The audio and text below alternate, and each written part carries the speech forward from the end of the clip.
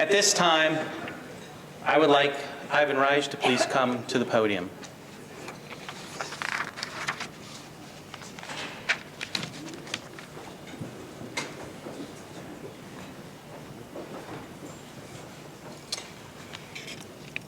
As you all know, and you all just voted a moment ago through Peter, you just elected Fred Weinberg as president of your organization. And I want to read you an email, and just to let you know, we've been in contact with Fred, and just yesterday, Fred did come back home. He's out of the hospital now. Still has IV tubes and other things, and we wish him all well recovery. I want to read an email we received, in particular Barry received yesterday from Fred, that he asked that I read to you at this meeting. Unfortunately, I am unable to assume the presidency of the league after being blindsided by medical issues that required me to resign my position to take care of myself and my family. I was asked during my term on the Board of Governors and as president-elect, why do you want this title? Honestly, there was only one reason. Where others saw dysfunction and internal battles, I saw potential for business. Tremendous potential, never pursued or realized. I also believe that we can all operate under the same big tent, lawyers, agencies, and law lists, old and new, as well as new sources of revenue for all league members.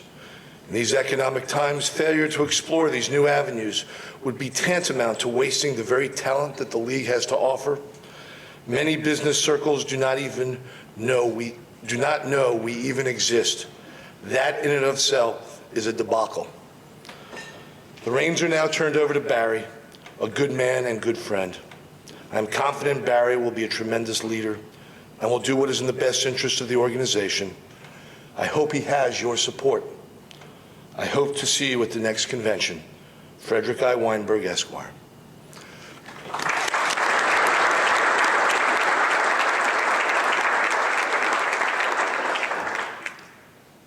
I've now been asked 2 years in a row to give the nominating speech to not only two of my closest friends in the league, but probably two of my closest friends in life. We're at a critical venture in times, and I would have to say that right now, the single most important person in the history of the Commercial Law League is Kathy Gammons, who's sitting right at this table here. Because if it wasn't for this young lady to giving birth to this now graying and balding man, okay, you can be rest assured that the future of this league and its direction and moving forward is assured. Jeff talked about the qualities of Barry. Those of you know him, I'm not going to repeat. I just wanted to tell you, Barry, that I have the utmost confidence in you. Jeff does, the leadership of the league does, the organization does, because we know who you are. Barry is a great friend. Barry is a man of great faith. Barry had some setbacks in his life several years ago and took on life with a new, exhilarating vigor. He's a deacon of his church, Covenant Presbyterian Church. And as you know, when you speak to Barry, he's a man of great faith. But he's not one who just preaches the words. He lives the words of his faith. He's a man who lives what he speaks and feels. He's raised an incredible family with his beautiful wife, Beth, who've been great personal friends of mine. Beth and Haley and Zach, who are here, and Beth's mom and Barry's mother-in-law, Sylvia, who I've known over the years, who we've done Passover and Easter together and at the same time. I don't know how many of you know about Barry. Barry is a passionate advocate for the rights of the homeless. Barry has single-handedly set a personal mission in his life to, I think, eradicate homelessness, not just in his city of Nashville, but I think everywhere we go. He has taken under his own personal stewardship a gentleman that I've met and respect named John Henry, who has become one of Barry's best friends, and he's a homeless man that Barry has met and has helped him turn his life around. He's the chairman of several organizations in the city of Nashville and is known as one of the leading advocates for homelessness and eradicating homelessness in our community. But more importantly, eradicating homelessness, creating opportunities and jobs for people who have lost and fallen on hard times. And being with Barry reminds us, and he constantly reminds me, and pushes all of us, that we sit here in this conference room and eating good food and making good livings doing what we do in the collection industry or as bankruptcy lawyers, and sometimes myself from having brain surgery a couple of years ago, just before I took on this position, so I know what Fred is going through and the options he was facing. If but not for the grace of God, there goes I. And I think we all need to take a moment to reflect on that and what happened to Fred and these sort of issues when we talk about these internation squabblings within the organization and pull back and get perspective. I know I have a tendency, Gary Weiner and Bo tell me I talk too much, so at this point I'm going to sit down because I want to present you the next president of the Commercial Law League and a champion of moving this organization forward, implementing the strategic plan and creating new opportunities, and a healer and a reconciler, one of my best friends, Barry Gammons.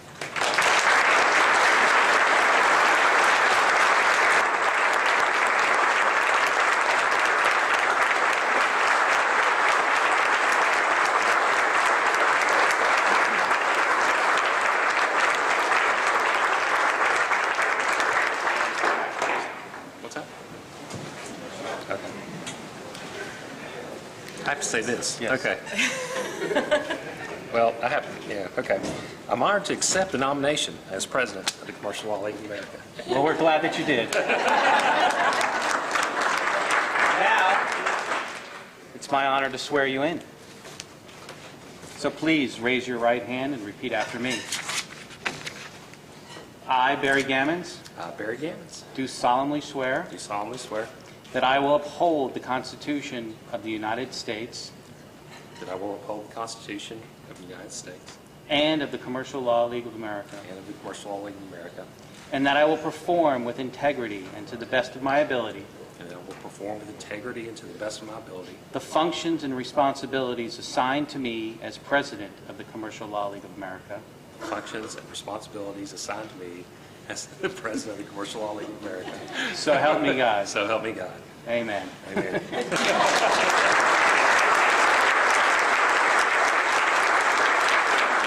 All right, real quick. I'm not making any speeches. You don't have one. I'm now going to help pin you. Whatever the hell is that? Don't. Just take it.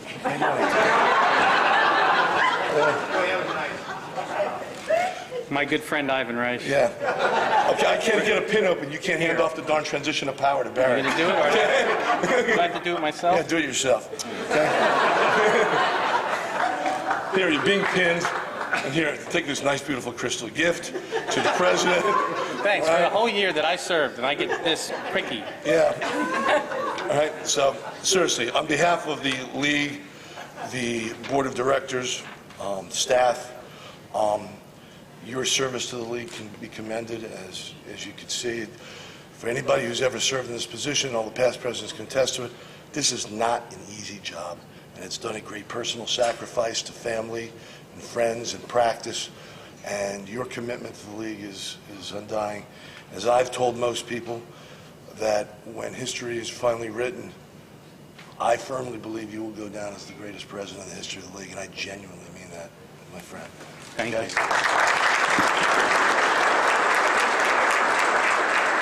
I was going to give a speech, but I think what I'm going to do is just say what Jimmy said. Jimmy, that was beautiful, man. And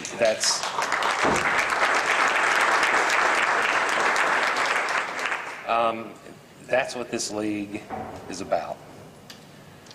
We do, in my opinion, need to adapt. We do need to follow a strategic plan. A week ago, I found out about Fred and his heart attack. And all of a sudden, it was like, what do I do now? I have an agenda. I've been around a long time, 25 years. I know the league. I love the league. Otherwise, I wouldn't be standing here right now. it's a tough thing to transition in a week. It really and truly is.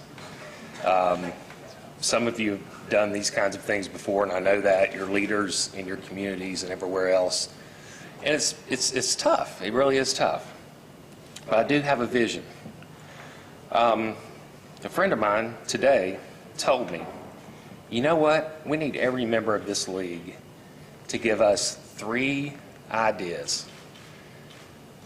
3 ideas for new business, new opportunities within the league. And I challenge everyone in this room today,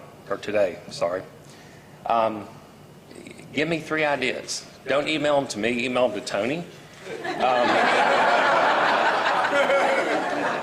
But give me 3 ideas. There's some smart people in this room, some very bright, very articulate, very smart people. We've kind of grown up together. I've known you guys for a long time. You give us 3 ideas.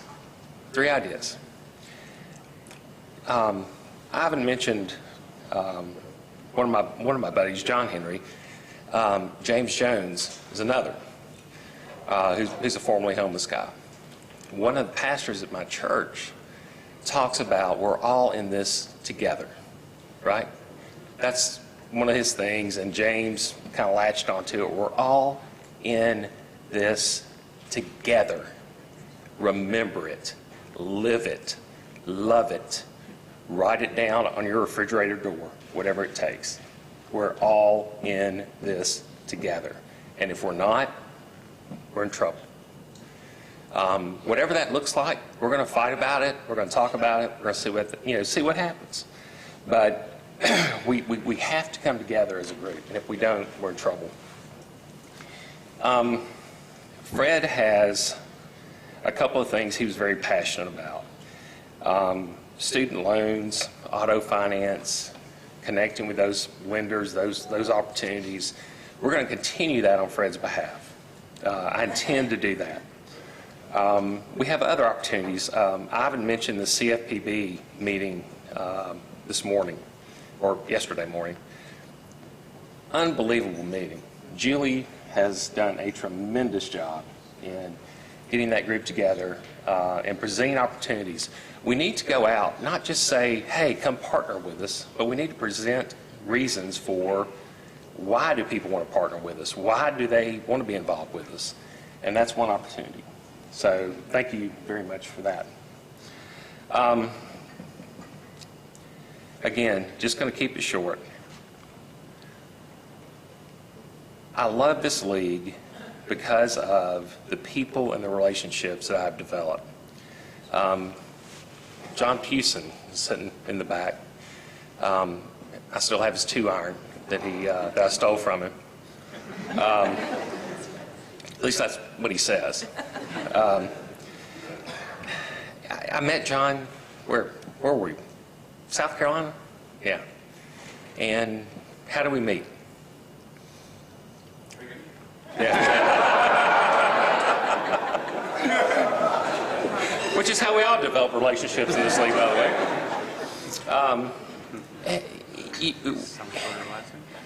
And those relationships, John Pewson, who I just met because I liked him and enjoyed being around him, ended up sending me Cosley and Welma, Weinberg, and Reese. And I make a lot of money on them still today. We have to get away from this concept of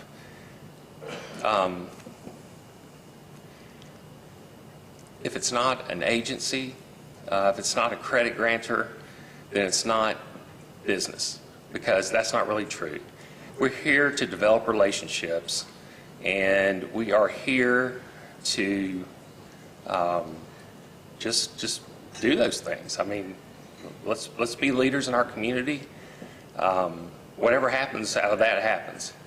But I'm so honored, I can't tell you, to be standing here right now. I'm so not prepared. But